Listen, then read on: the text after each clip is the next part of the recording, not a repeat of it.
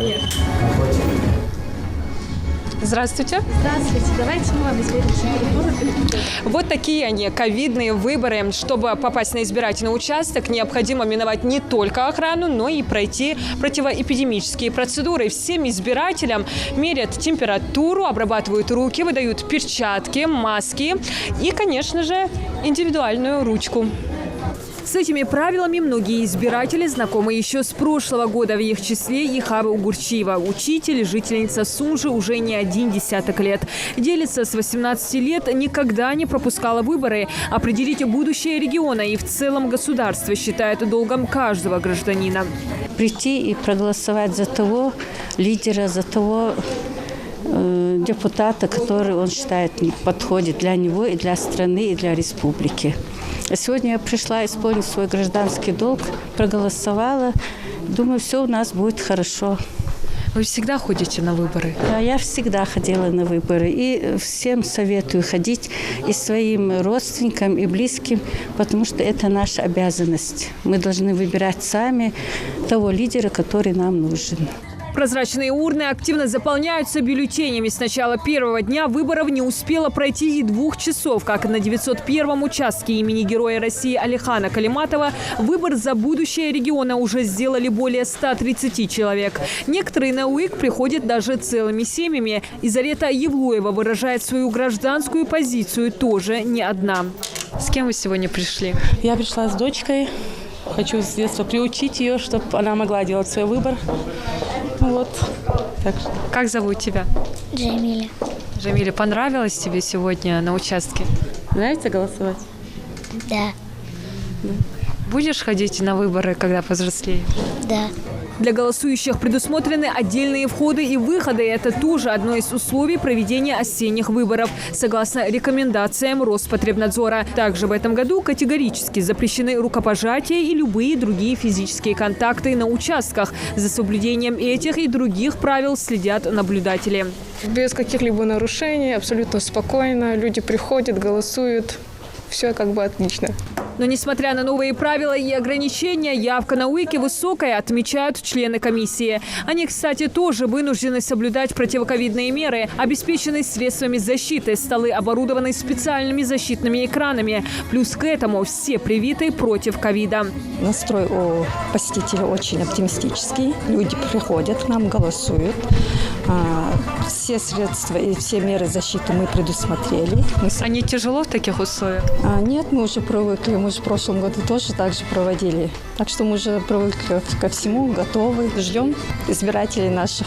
Всего на 901-м избирательном участке зарегистрировано 2150 потенциальных избирателей. Свой выбор жители Сунжи делают с надеждой на лучшие перемены не только в их городе, но и в целом регионе. Понимают, что от будущих депутатов зависит реализация планов по развитию субъекта, а они вправе сами выбирать лидеров, которые повлияют на дальнейшую судьбу республики.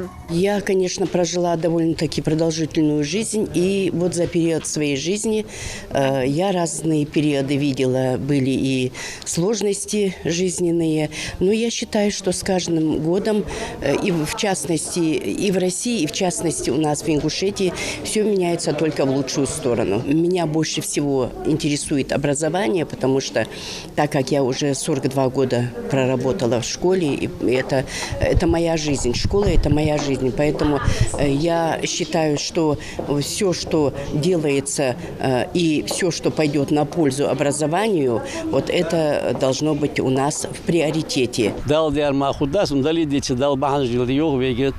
Ответственный момент и в республике, и в целостности, и в России то же самое. Поэтому в качестве сдагдес делали щиду в хаждежды. Активно выбирают у будущих кандидатов депутаты и на 906-м избирательном участке. Он расположен во 2-й школе Сунжи. За безопасностью у входа следят правоохранители. Здесь созданы условия для недопущения столпотворения участников голосования. Социальную дистанцию между избирателями и членами комиссии регулируют специальными лентами. Горожане довольны проведением досрочных выборов. Считают, что такая практика не только способствует сокращению рисков заражения, но и позволяет выбрать для себя удобный день для голосования. Я думаю, что это дает время обдумать, как лучше проголосовать. Это время для людей. Это правильно считаю. А вы почему в пятницу решили прийти? Первый день. Поэтому, как законопослушный. То есть вы хотели в первый же день попасть на выборы? Конечно. Я уже обдумал, за кого буду голосовать, поэтому...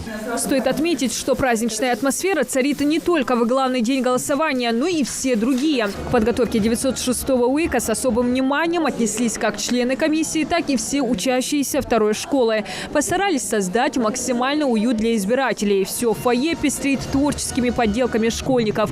Предусмотрели для голосующих комнаты для намаза, отдыха и медицинский кабинет. А в столовой горячие блюда могут отведать и не только работники, но и посетители участка. Мне очень приятно, что наши сограждане потихоньку подтягиваются, бывают здесь. Не только голосуют, но и спрашивают, что нужно, чем помочь.